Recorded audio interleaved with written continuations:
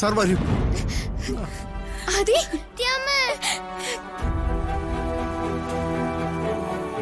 അച്ഛാ,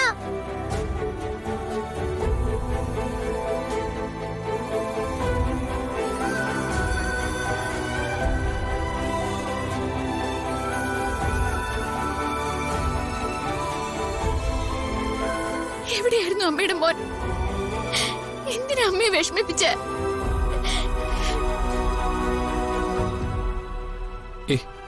എന്താ നീ കാണിച്ചത്? അച്ഛനെ നീ വിഷമിപ്പിച്ചു കളഞ്ഞല്ലോ. കുട്ടികളോട് കാര്യങ്ങൾ ഞങ്ങൾ വിശദമായി ചോദിച്ചു. അല്ല, ഇവിടെ ആരുടെ കല്യാണം നടക്കാൻ പോകുന്നത്? അത് സുജാതയുടെ മോളുടെ, ആ കുട്ടിയുടെ.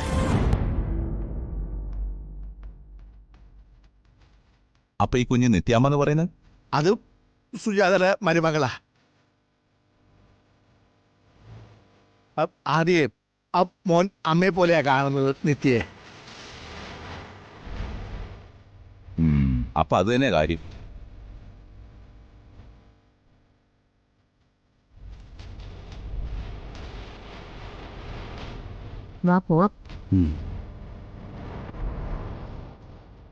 ഈ കുട്ടിക്ക് ഇവരെ വിട്ടുപിരിയാൻ ഇഷ്ടമല്ല.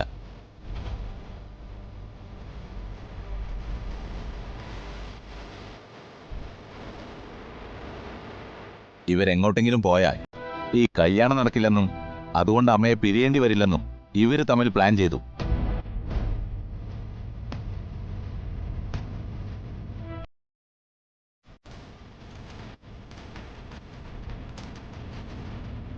എനിക്ക് നിത്യാമ്മ വിട്ട് പോവാൻ പറ്റില്ല. എല്ലാം പറഞ്ഞെങ്കിലൊന്ന് പറ അമ്മ. നിത്യമ്മേനെ വിട്ട് മോൻ ഒരിടത്തും പോവില്ല. നിത്യമ്മ മോനെ ആർക്കും വിട്ടു കൊടുക്കില്ല.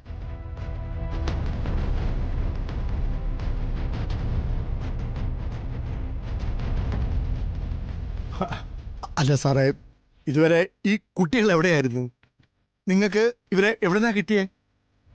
ഇവര് പറഞ്ഞനുസരിച്ച് നമ്മുടെ കാവിന്റെ അടുത്തൊരു കാട് പ്രദേശമുണ്ട്, ആ, അവിടേക്ക് അവര് പോയത്. അയ്യോ,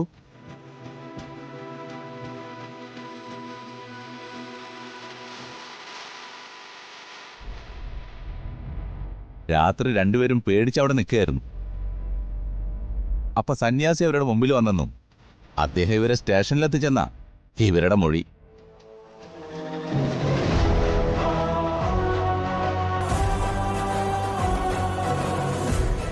പക്ഷേ അങ്ങനെ ഒരാളെ ഞങ്ങളുടെ കൈ കിട്ടിയിട്ടില്ല.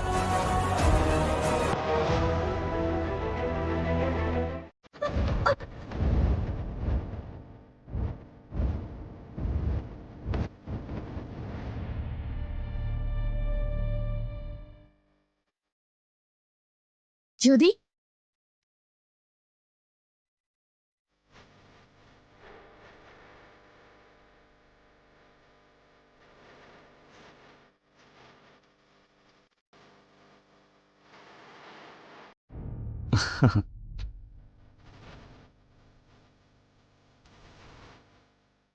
ഈ ഒരു പൊട്ടുകൂടി ഉണ്ടായിരുന്നെങ്കിൽ നല്ല ചന്തം ഉണ്ടാവൂലേ കാണാൻ?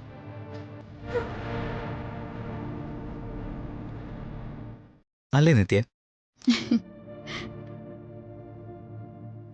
ശരിയാ, പൊട്ടുകുത്തി കൊടുക്കാൻ ഞാൻ മറന്നുപോയി. പക്ഷേ ഞാൻ മറക്കില്ല.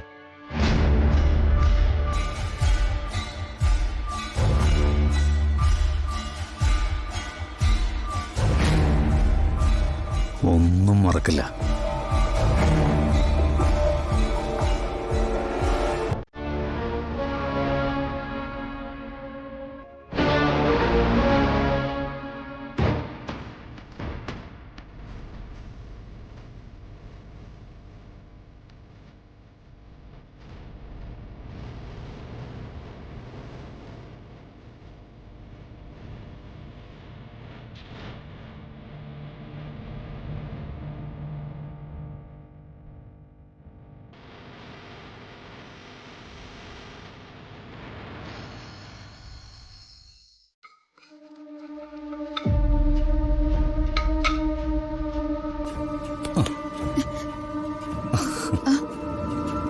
ജ്യോതി എവിടെ?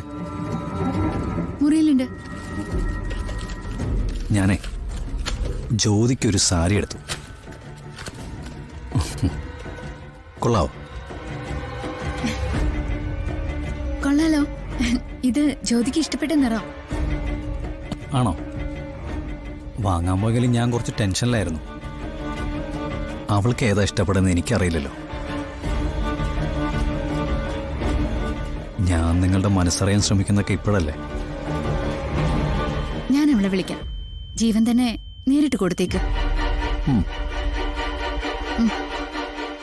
ജ്യോതി, ജ്യോതി ഇങ്ങോട്ട് വാ.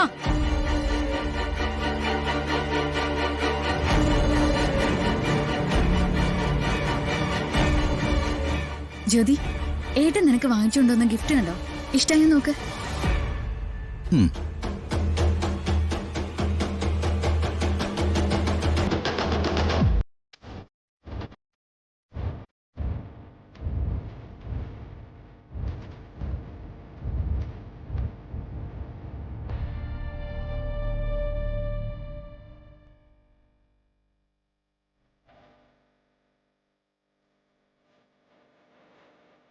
എന്താടി, ഇഷ്ടപ്പെട്ടില്ലേ നിനക്ക്?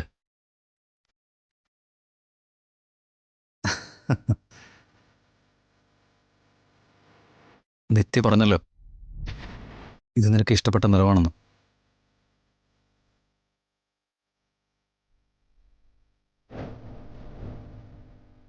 സത്യത്തില് ആക്സിഡന്റിൽ എൻ്റെ അടുത്ത് സംഭവിച്ചതാ. അത് നിനക്ക് ഇഷ്ടമുള്ളതാണെന്ന് കേട്ടപ്പോൾ വല്ലാത്തൊരു സന്തോഷം.